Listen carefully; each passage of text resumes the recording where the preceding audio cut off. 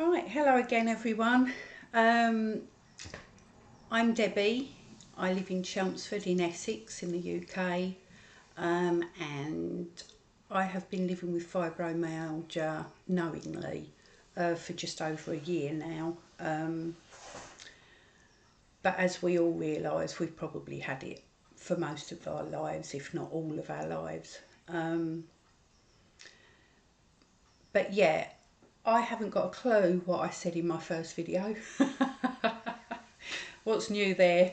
We forget everything, don't we? I do know that I introduced myself and I did talk a little bit about my story, I think, and what I'm aiming to do through this channel. And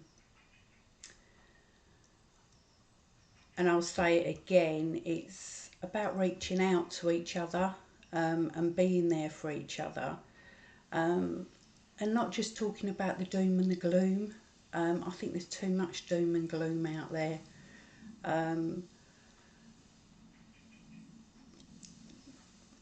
Let's talk about the positives more, because there are a lot of positives, and I think we fall into this dark slump, which is only natural.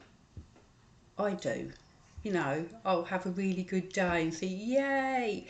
And then the following day, I'm like, oh shit, it's back. And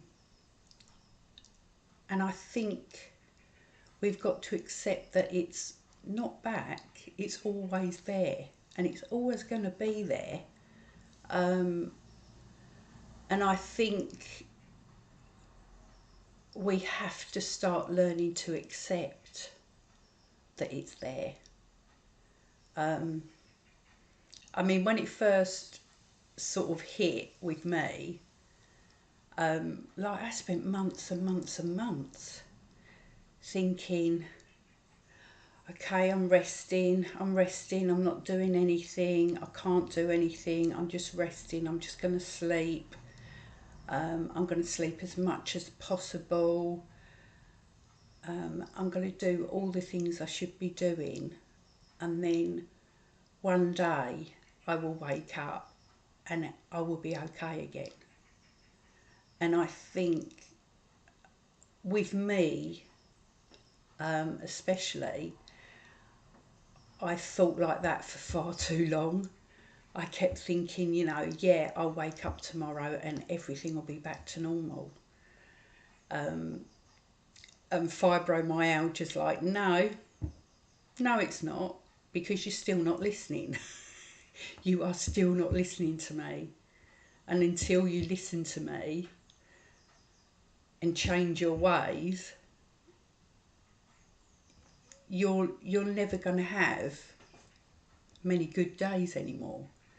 And I think I've tried to sort of change my mindset.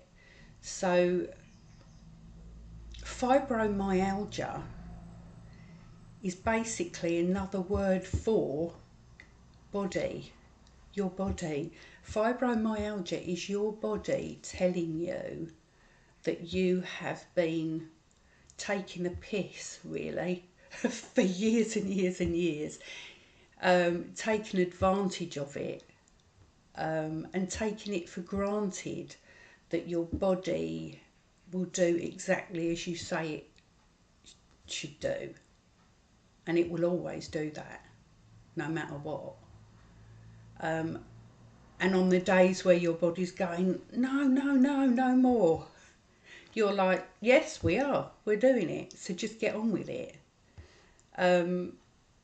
And I think for years and years and years we end up saying, oh, shut up, you're going to do what I tell you to do. Whether you suffer or not, we're going to do it. And I think your body finally says, right, you will listen to me.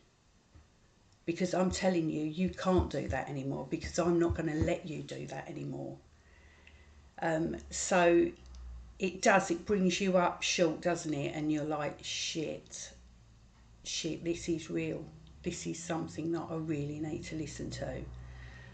And I think once we've accepted that and start listening, things can change very slowly, but they can change. And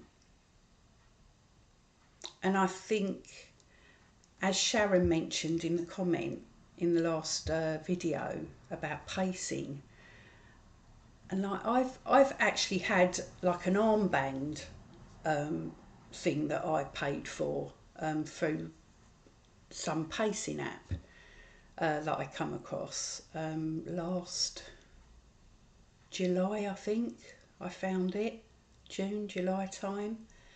So I've been wearing this armband since then, and apparently it's supposed to help you pace. It's supposed to help you pace yourself. Yeah, it hasn't really worked for me. I don't know whether it's the brain fog or I'm just stupid, but like one day I'll wake up and think, oh yeah, I get it. Okay, yeah, I get it. And then other days I get up, I'm like, no, I don't get it. Why is it doing that? So I'm still not getting it. But what I have realised about pacing, I used to think that pacing was about looking at what you need to do or you think you need to do on a certain day or a certain week. So you pace those jobs out throughout the day. So you'll do one in the morning maybe, one in the afternoon and one in the evening. Or if you're really not up to it, you just do one thing in the morning and one thing in the afternoon, yeah? So I'm still struggling through doing that one thing, and then I'm absolutely worn out and I'm like, I don't think I can do that second thing. And I mean, how many months has it been since I started this? And really, it's only been the last 2-3 months that I've realised that it's not just about pacing through one job, 2 jobs, 3 jobs. It's about pacing through one individual thing.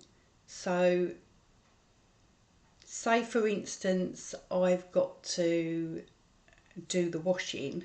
So I'll bung the washing in the machine, take it out, carry it out to the line. Well, some days, by the time I've carried it out to the washing line, I'm absolutely spent. And I just continue to hang the washing on the line. And it's getting harder and harder and harder, but I do it. And then I suffer. So that job could have been easier for me. So I could have waited 5-10 minutes and then carried it outside, then waited another 5 or 10 minutes and just sat down and did whatever, and then went back to it and hung a few bits on the line. And as soon as I start feeling fatigued, I sit down again for 10 minutes and then I do it again. And I think if you break it up into those small sections, it will help. Yes, it will take double, triple the length of time sometimes to do that one job, but you have to slow down. You have to learn to slow down. Pacing to me is about slowing down. So whatever you do, you are doing it slowly. And it doesn't matter whether it takes you 3 times as long to hang that washing on the line. You still celebrate that. You celebrate, yes, excellent, I've done a load of washing today. And this afternoon, I may have the energy to get that washing in and put that washing away as well, because I paced myself. So yeah, you know, I can hear you all out there going, well, really? How did you not get that? But I didn't get that. So yeah, Sharon, you're right. Pacing, I think, is way up there on the top of the list of things that we need to learn to do. to get us through our day. I mean, I'm lucky. I say I'm lucky. I had to stop working overnight basically because this hit me like a juggernaut. It finished me off overnight, so I couldn't work, and I haven't worked since because I know I can't work yet. So I've been lucky enough to spend this last year coming to terms with it and evaluating myself and everything that comes along with fibromyalgia and chronic fatigue. I don't have all the answers. I'll probably never have all the answers, but let's take our time, and let's share. If you're doing something out there that you know has made just the smallest change to your day for the better, let me know, let others know, shout about it, because unless you shout about the good things, no one's going to know about it. And you know, like me, for months we're just going to be sitting in the chair thinking, oh, this is my life now. You know, I downloaded apps and sat there playing games all day. That's all I did. I just played these pointless games for months because I was in that, my life's over. And I understand that it's harder. It's much harder on some people than others, and I know we're all different. We all get different symptoms at different times, at different ages. You know, if I'd got this, well, I'm saying if I'd got this when the kids were small, I don't know how I would have coped. Pretty sure I had it when the kids were small, because even my husband said, Debbie, you were always in bed. I'd go to bed, I'd have to go to bed every afternoon, and Carl would have to look after the kids while I slept. So yeah, there's something in that, isn't there? So you've really got to think about how your life's been, I think, and pat yourself on the back that you did as much as you did for so many years. I mean, crikey, it's amazing, isn't it, how your life changes over the years. I mean, I'm in my 50s now. I think I'm 57. I always forget how old I am, but yeah, I think I'm 57, coming up to 58 in November. And to me, I'm not an old 57. I'm still pretty young 57, or I was. And I'd like to think I can slowly build up to do the things I used to do, not all the things I used to do, but at least some of them, or do them in a smaller way. I might not be able to climb Mount Snowdon again, or Scafell Pike, or Ben Nevis, but I may be able to just go and walk a trail around Castleton. So I'm not asking for a lot, but I have learned from a number of people that the answer to this is to move slowly, slow down and pace yourself.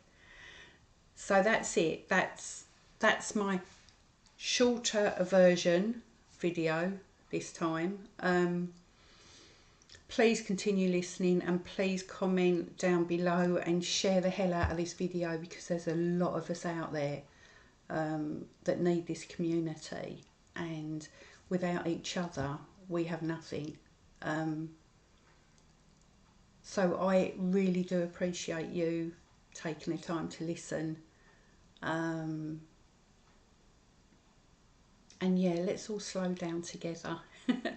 So until the next time, sending you love and healing, and I will speak to you again soon. Goodbye.